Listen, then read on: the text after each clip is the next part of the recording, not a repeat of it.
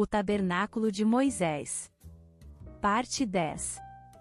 No vídeo anterior, exploramos as referências bíblicas e seus significados em relação ao tabernáculo, com foco no lugar de santidade e justiça e na sua função como um local de expiação e misericórdia. Abordamos a presença de querubins no tabernáculo, sua representação como guardiões da santidade de Deus e a relação com o veículo de proteção e comunhão entre Deus e o homem. Neste vídeo, continuamos nossa análise das referências bíblicas sobre o tabernáculo, destacando sua importância como um lugar de expiação, misericórdia e reconciliação com Deus. Vamos ao conteúdo.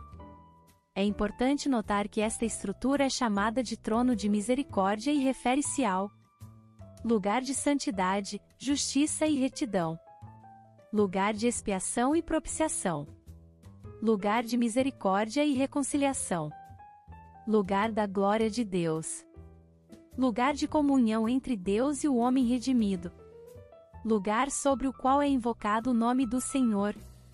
Tornou Davi a juntar todos os escolhidos de Israel, em número de 30.000.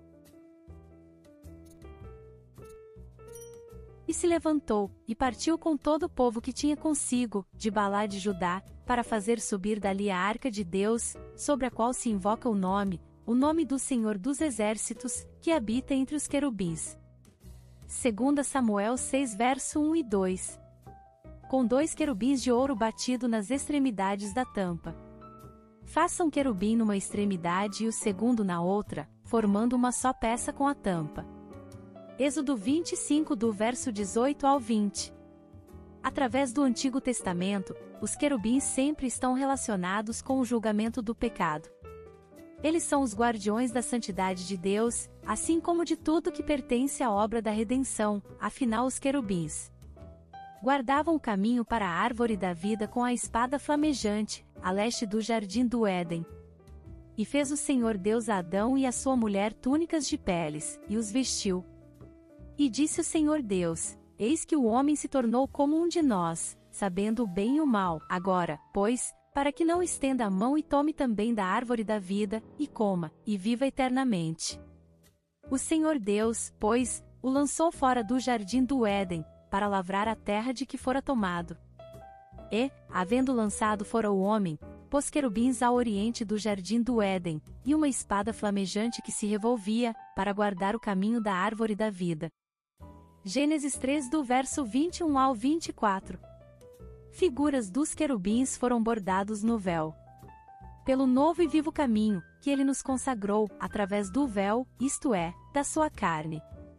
Hebreus 10 verso 20. Querubins guardando a entrada do lugar santíssimo, a sala do trono de Deus. E farás um véu de azul, púrpura, carmesim e linho fino retorcido, com querubins obra de artífice o farás. E o porás sobre 4 colunas de madeira de acácia, sobre as quais, estando recobertas de ouro, terão ganchos de ouro, e estará sobre 4 bases de prata. E porás o véu por baixo dos ganchos, e nele dentro, porás a arca do testemunho, e o véu vos fará separação entre o santo lugar e o santíssimo. Êxodo 26 do verso 31 ao 33. O pastor de Israel habita entre os querubins. Ó pastor de Israel, escuta, tu que levas a José como ovelha, tu que te assentaste sobre os querubins, resplandece. Salmos 80 verso 1. O Senhor reina e se assenta entre os querubins. O Senhor reina, os povos tremem, ele está sentado sobre os querubins, a terra estremece. Salmos 99 verso 1. O Shekinah. No meio desta peça de ouro triuna, estava a própria presença de Deus com sua glória resplandecente, em manifestação visível sobre o propiciatório aspergido de sangue. Os hebreus chamavam esta manifestação visível da glória de Deus de Shekinah. Esta palavra significa aquele que habita, referindo-se à habitação visível de Deus no meio de seu povo. O registro disto está em: E levantou o pátio ao redor do tabernáculo e do altar, e pôs o véu da porta do pátio, assim Moisés acabou a obra. Então, a nuvem cobriu a tenda da congregação, e a glória do Senhor encheu o tabernáculo. E Moisés não podia entrar na tenda da congregação, porque a nuvem estava sobre ela, e a glória do Senhor enchia o tabernáculo. E, sempre que a nuvem se erguia de sobre o tabernáculo, os filhos de Israel partiam em todas as suas jornadas, mas, se a nuvem não se erguia, então não partiam até o dia em que ela se erguia. Porque a nuvem do Senhor estava de dia sobre o tabernáculo, e o fogo estava de noite sobre ele, à vista de toda a casa de Israel, em todas as suas jornadas. Êxodo 40 do verso 33 ao 38. Onde a glória do Senhor encheu o tabernáculo. Antes disto, Moisés esteve na presença do Senhor e foi visivelmente transformado por esta experiência.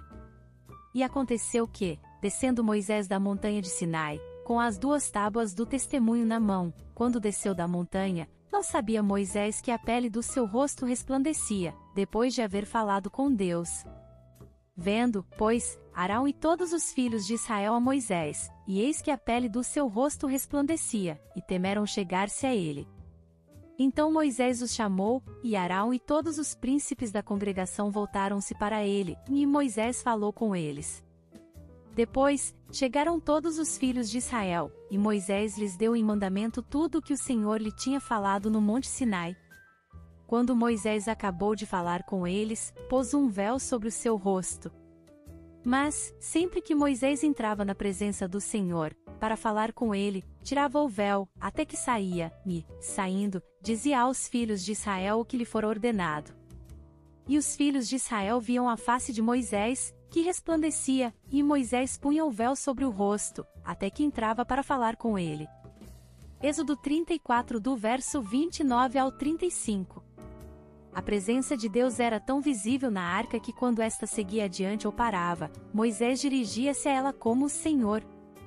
E aconteceu que, quando a arca se pôs a partir, Moisés dizia: Levanta-te, Senhor, e sejam dispersos os teus inimigos, e fujam de diante de ti os que te odeiam. E quando ela parava, dizia: Volta, Senhor, para os muitos milhares de Israel. Números 10 verso 35 e 36. Esta mesma ideia se mantém em todas as jornadas e conquistas do povo de Israel. Quando a arca foi perdida em 1 Samuel 4, os filhos de Israel perceberam claramente que tinham perdido muito mais do que um simples objeto, mas eles sabiam que junto com a arca eles tinham perdido a glória de Deus. E ela chamou o menino Icabode, dizendo: A glória se foi de Israel. Porquanto a arca de Deus foi tomada, e por causa de seu sogro e de seu marido. E disse: A glória se foi de Israel, pois a arca de Deus foi tomada. 1 Samuel 4 verso 21 e 22. No Novo Testamento, o Shekinah representa a glória de Deus na face de Jesus Cristo. Porque Deus, que disse que das trevas resplandecesse a luz, é quem resplandeceu em nossos corações, para a iluminação do conhecimento da glória de Deus na face de Cristo. 2 Coríntios 4 verso 6. Jesus era o resplendor da glória e a expressa imagem do seu ser. O qual, sendo o resplendor da sua glória e a expressa imagem da sua substância, e sustentando todas as coisas pela palavra do seu poder, havendo efetuado a purificação dos nossos pecados, assentou-se à destra da majestade nas alturas. Hebreus 1 verso 3. Ele era a palavra que se fez carne e habitou entre nós, e vimos a sua glória, glória como do unigênito do Pai, cheio de graça e verdade. João 1 verso 14. De fato, seu esplendor um dia iluminará a terra. Depois dessas coisas vi descer do céu outro anjo, que tinha grande autoridade, e a terra se iluminou com a sua glória. Apocalipse 18 verso 1. A arca da aliança estava no lugar santíssimo que media 10 côvados de comprimento, 10 côvados de largura e 10 côvados de altura. 1000 côvados cúbicos de volume. O fato de a glória Shekinah de Deus encher todo o espaço deste lugar simboliza a terra sendo cheia do conhecimento da glória do Senhor, como as águas cobrem o mar. Abacuque 2 verso 14. E os 1000 côvados apontam para a glória plena no reino milenar conforme relatado em Apocalipse 20 do verso 1 ao 6. E vi descer do céu um anjo, que tinha a chave do abismo e uma grande corrente na sua mão. E prendeu o dragão, a antiga serpente, que é o diabo e Satanás, e o aprisionou por 1000 anos. E lançou-o no abismo, e ali o fechou, e pôs um selo sobre ele, para que não enganasse mais as nações, até que se completassem os 1000 anos, e depois disso importa que seja solto por um pouco de tempo. E vi tronos, e assentaram-se sobre eles, e foi-lhes dada autoridade para julgar, e vi as almas daqueles que foram degolados por causa do testemunho de Jesus e pela palavra de Deus, e que não adoraram a besta, nem a sua imagem, e não receberam o sinal na testa nem na mão, e viveram e reinaram com Cristo durante 1000 anos. Mas os outros mortos não reviveram até que se completassem os 1000 anos. Esta é a primeira ressurreição. Bem-aventurado e santo aquele que tem parte na primeira ressurreição. Sobre estes a segunda morte, não tem autoridade, mas serão sacerdotes de Deus e de Cristo, e reinarão com ele 1000 anos. Apocalipse 20 do verso 1 ao 6. O cumprimento completo e final será a glória de Deus na Jerusalém celestial, a cidade quadrangular e a cidade eterna de Deus e dos redimidos. E não vi nela templo, porque o Senhor Deus Todo-Poderoso e o Cordeiro são o seu templo. Apocalipse 21 verso 22. Obrigada por assistir até aqui, não percam os próximos vídeos. Graça e paz, irmãs e irmãos.